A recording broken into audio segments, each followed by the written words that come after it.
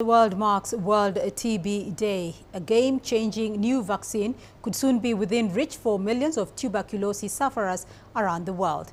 The World Health Organization estimates that 10.6 million people fell ill with tuberculosis in 2022 and 1.3 million died.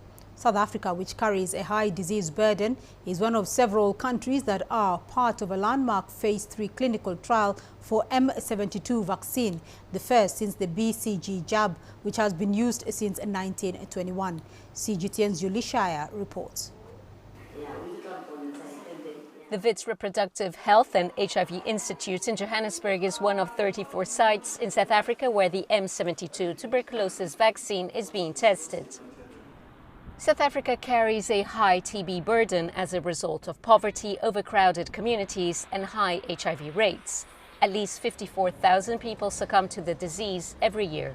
There will be 20,000 people enrolled from South Africa, so probably about 50 to 60% of people will be enrolled from South Africa, and then from additional global sites, so including Zambia, Kenya, Malawi and Mozambique, and then Indonesia and Vietnam.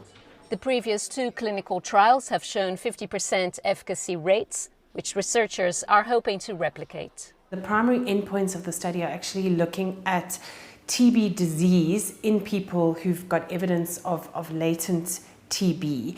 Once we've got 110 cases, that will then be enough for us to start to look at the results. We're really hoping that if the results are successful, that this really will be a groundbreaking moment for TB prevention in South Africa. If this vaccine works, if it's confirmed that it protects against tuberculosis, that the first country where it will be rolled out is South Africa.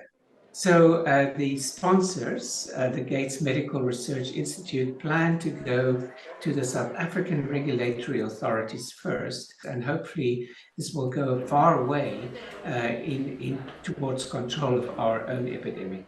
Bacille Calmette-Guérin, or BCG, has been the only effective protection against TB over the last 100 years. It's very good at preventing TB in babies, but unfortunately it doesn't work in older groups, and these older groups spread the disease. This vaccine in 25 years will save 8.5 million lives, okay? And it will prevent 76 million new cases of TB. And it will save the world $41.5 billion. The study is expected to take 4 years to complete, so the emphasis remains on effective screening and treatment. A successful vaccine could significantly reduce TB cases in South Africa, leading to a healthier population and potentially reducing the burden on the healthcare system. If the vaccine proves effective, South Africa could become a hub for its production and distribution. Julie Shire, CGTN, Cape Town. Zimbabwe is turning the tide on tuberculosis, but analysts believe progress in these efforts may not be fast enough to meet a 2035 global deadline to stop the spread of the bacterial disease. Some say the government needs to invest much more and not just rely on donor funding. CGTN's Farai Mwakutuya has more. In 2010, Zimbabwe was recording over 400 TB cases per 100,000 people. It's now almost half that number, with the latest estimates at 204 cases per 100,000. What's more, treatment success is up to almost 90%, meaning only 1 in 10 people who contract TB die from it. The achievements have seen Zimbabwe removed from a list of the top 30 high-burden TB countries. But I spoke to an expert who leads an organization supporting the government's national TB program, and he says there are still concerns. For us as a country, as also in the region, HIV has been a big driver of the epidemic.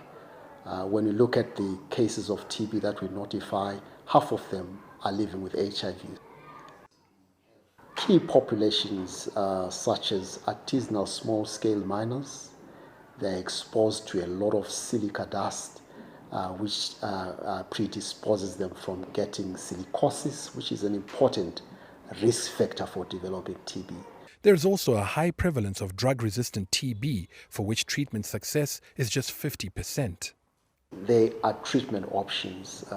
In the past, it used to be 24 months of treatment, injections, but we've now better treatment options that within 6 months you can get treated and cured.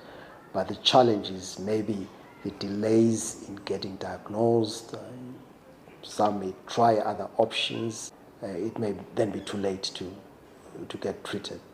To accelerate progress, stakeholders say innovative ways of tracing cases and getting them treated early are required.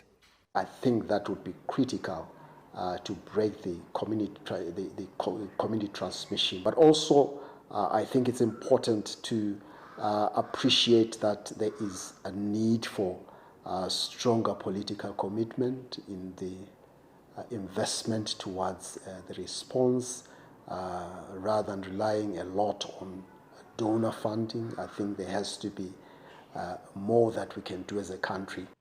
Given the link between HIV and TB, allocating some money from an AIDS levy to TB programs has also been recommended to help mobilize local resources. Farai Mwakutuya, CGTN, Harare, Zimbabwe.